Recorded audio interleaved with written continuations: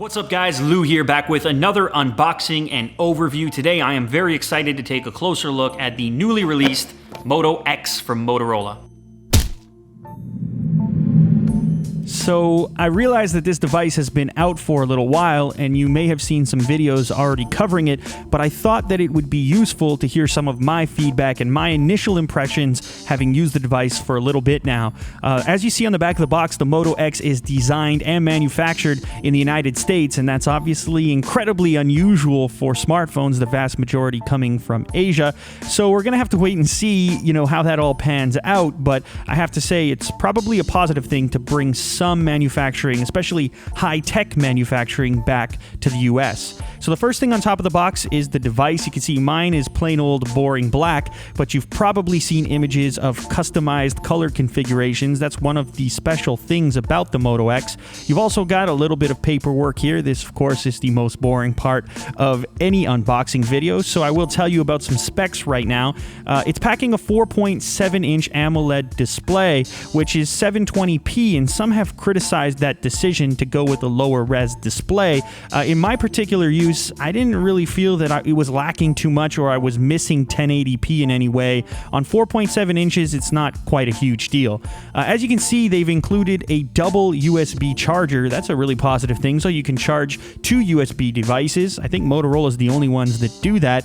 You've also got this SIM tool here that, of course, is going to be used for inserting your SIM card into the Moto X. In terms of processing power, you're essentially looking at a Qualcomm Snapdragon S4 Pro clocked at 1.7 gigahertz on 2 cores, and then there's also a quad-core Adreno 320 GPU, so Motorola is calling this package the X8 Mobile Computing System.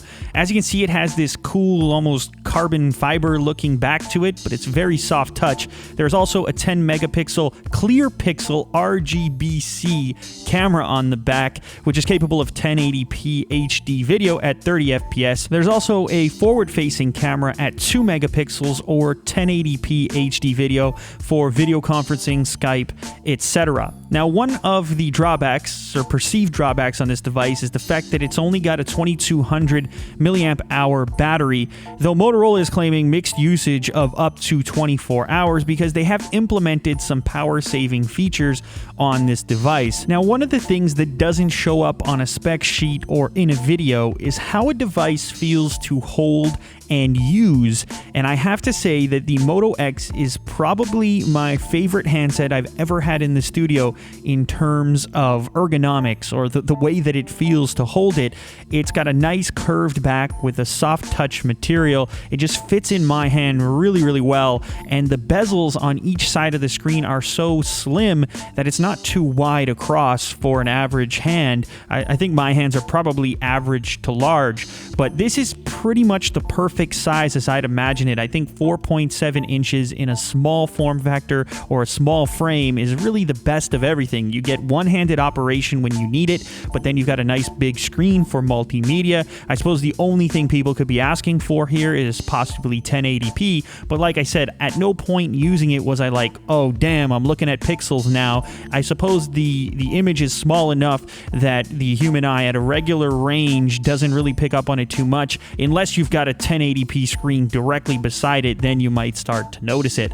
The device is snappy, and that brings me to another thing that I really like about the Moto X, the interface. It's almost untouched from the vanilla Android experience, and that is incredibly uncommon, believe it or not, in the Android space, especially when you're talking about the top tier smartphones like the Galaxy S4 or the Note 3 that I just looked at, or even the HTC One. Each one of those has its own heavy-duty skin on top, and you guys have probably heard me say in the past that I don't really like any of those skinned experiences. I've been a Nexus user for a very long time, and I have often accepted lower specifications from flagship devices in order to get that vanilla experience that I'm such a huge fan of. I mean, the way that I look at it is the R&D that Google puts into a new OS can't really be replicated or changed in the amount of time that any manufacturer has to reskin what they've developed and what they've built.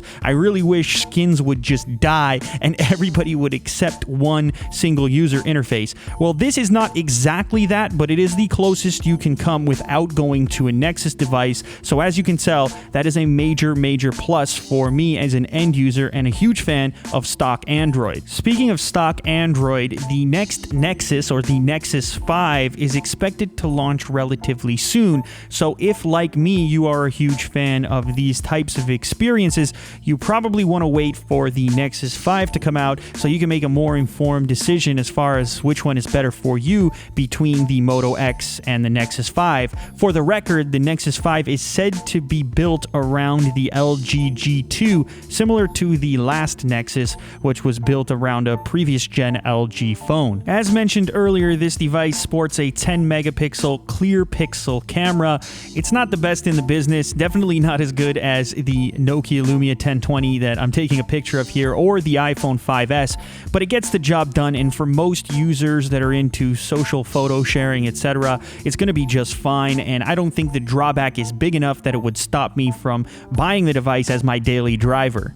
Before we take off, I want to give a big shout out to Audible.com for helping to make this content possible. If you're unfamiliar with the site or the service, it's basically a giant repository of books in audio format. So if you're like me and you spend a lot of time in the car or in situations where you couldn't necessarily read a traditional book, Audible offers up an incredible solution. Sitting in traffic can be a very mind-numbing experience, but if you add an audiobook to the mix, you can actually be learning something at the same time. I'm listening to the Steve Jobs book by Walter Isaacson currently, and the funny thing is I actually own a physical copy of that book but haven't had the time to consume it traditionally, so now I'm consuming the same information, except I'm doing so in my car back and forth to work. Anyway guys, if you want to check out the service, there's a link down in the description to make your life easier. It is audible.com/unbox. Click that link and you can get started with your first book for free. So once again, that is audible.com/unbox. My thanks to Audible. Anyway, guys, that wraps up this unboxing and overview of the Moto X. If you enjoyed this content, please remember to leave a thumbs up down below. If you haven't subscribed yet, do that as well, and I will catch you on the next episode. Later.